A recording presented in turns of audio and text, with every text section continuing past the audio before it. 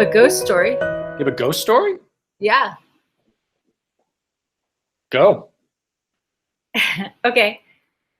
So I was backpacking through Turkey with an ex-boyfriend, and we took a midnight overnight bus from Istanbul to this place called Cappadocia. Cappadocia is on the very eastern border of Turkey, and if you Google it, you'll see that it's very distinct looking. It looks like a foreign planet. It has these formations, these like cave formations that come out of the ground, sort of like most caves are in like a wall, a mountain. These are like standalone caves, right? And so we were exhausted when we got there. We checked into our little Airbnb, not Airbnb, but like a bed and breakfast kind of place. And we took a nap, and it was just like, I didn't sleep very well. It was really uncomfortable. Got up, went to dinner.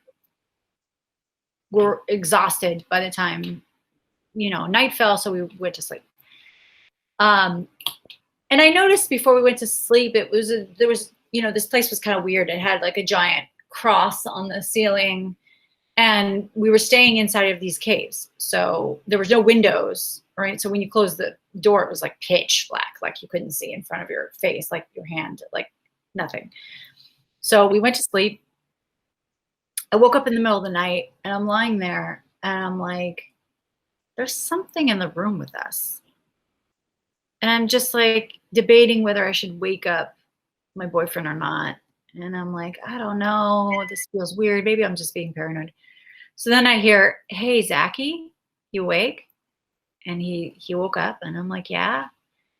And he's like, there's something in the room with us. And I didn't see anything, right? So every single hair on my body stood up. I was like, oh my God, that's what I was thinking.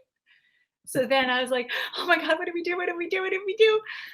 So he's like, I don't know, maybe let's find the light. Let's turn on the light, because there's a lamp by the bed, right? So we're fumbling around, shit is flying everywhere. We can't see anything. Finally, he finds the electric outlet. He turns on the lamp, and once the electricity came on, it was gone. Whatever it was, the feeling was gone. But we were so freaked out that we slept outside of our room, like under the stars in front of our door, because we were like refused to be in the room. So then the next day we go to breakfast, and I see the proprietor of this bed and breakfast, and I say, I gotta tell you, something really weird happened to us last night, and you're probably gonna think we're really silly, and then I told him the story, and he's like, well, you're like the third person that complained about that room this month. And I'm like, what do you mean? He's like, well, you know that this Cappadocia was the first place that the Christians settled after Christ was crucified. And I was like, oh, really? Like I kind of pretended that I kind of knew it, but I didn't do any reading about this place before we went there. And he's like, yeah, the disciples, they fled to this area of the world, and they set up the first churches, which is why you have a giant cross and on the wall. And he's like, the tradition of burying people in the yard of the church.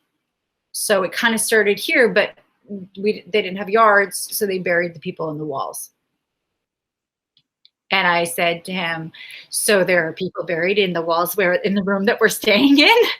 And he's like, yeah, there's bones in there.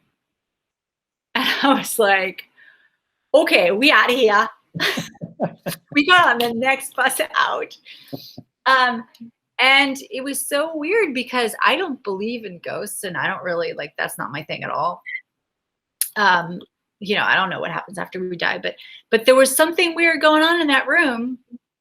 And nothing like that has ever happened to me since, but that happened, and there was another human being who felt the same way as me. So, there was a corroboration.